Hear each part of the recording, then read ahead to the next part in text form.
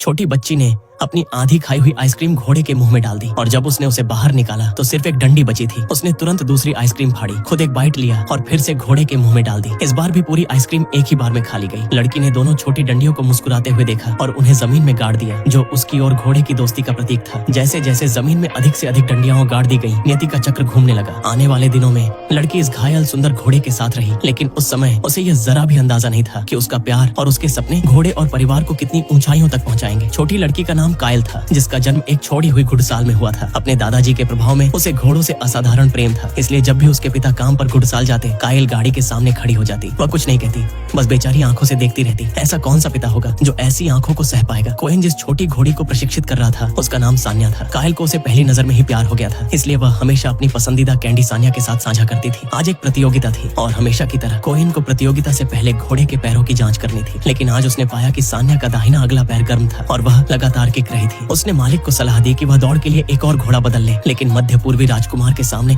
अपनी ताकत दिखाने के लिए मालिक ने सान्या को दौड़ में भाग लेने के लिए जोर दिया। भले ही कोहेन ने पुरजोर कोशिश की कि इससे यह उत्कृष्ट घोड़ा बर्बाद हो सकता है जिसने दोहरी जीत हासिल की थी, लेकिन मालिक की आंखों में केवल लाभ ही था। देखो, वह एक अच्छा घोड़ा है। मैंने राजकुमार डायरेक्ट के लिए एक अस्तबल बनाने पर अरबों डॉलर खर्च किए ताकि वे अपने भाई को हरा सके। जैसे ही शुरुआती घंटी बजी, घोड़े दौड़ पड़े और सान्या ने भी निराश नहीं किया। वह जल्द ही चौथे स्थान से पहले स्थान पर पहुंच गई। कायल उसे नजरें गड़ाए हुए चीर कर रही थी, लेकिन अगले ही पल एक दुर्घटना हो गई। कायल के चेहरे पर मुस्कान अचानक रुक गई। वह जल्दी से बाट के नीचे से निकलकर घोड़े की ओर दौड़ी, लेकिन जो सबसे चिंताजनक था वह हुआ। सान्या का दाहिना अगला पैर टूट गया। यह जानना जरूरी था कि टूटे हुए पैर वाला घोड़ा अपनी जान गंवा चुका था, लेकिन मालिक का व्यवहार और भी निराशाजनक था। भले ही सान्या की कीमत 7,50,000 अमेरिकी डॉलर तक थी, भले ही उसने मालिक के लिए कई दौड़ें जीती थी, फिर भी मालिक ने बिना किसी परवाह के पशु चिकित्सक से उसे यूथनेजिया करने के लिए कहा, जिससे कोहेन पूरी तरह से क्रोधित हो गया। इस तरह कोहेन और 2 अन्य घुड़सवारों को तुरंत बर्खास्त कर दिया गया। उसने तुरंत अपने 9,000 युआन के बकाये वेतन का दावा किया, लेकिन दुष्ट मालिक केवल 6,000 युआन देने को तैयार था। जमीन पर दर्द से कराहते घोड़े को देखकर कोहेन ने सान्या की किस्मत बदलने वाला एक फैसला लिया। मालिक खुशी से मान गया, क्योंकि अकेले लाश को निपटाने में 3,000 युआन से अधिक लगते। कायल चिंतित होकर यह सब देख रही थी।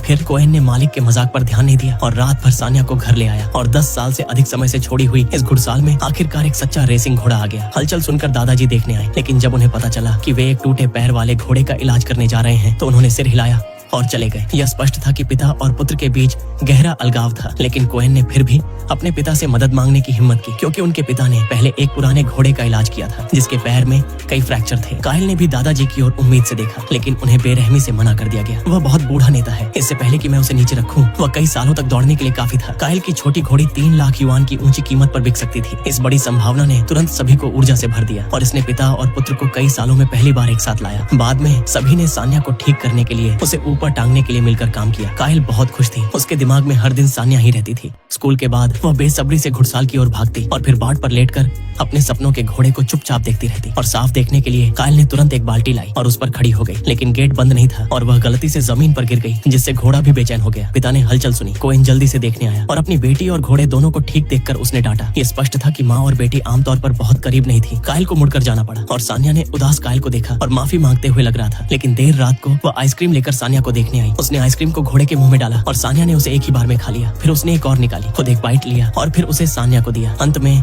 उसने आइसक्रीम की डंडी को जमीन में गाड़ दिया, जो दोस्ती का प्रतीक था, और डंडियां बढ़ती जा रही थी। अस्तबल में सो रहे पिता को जाहिर तौर पर इसकी जानकारी थी, लेकिन वह इस दोस्ती की बातचीत को रोकना नहीं चाहते थे।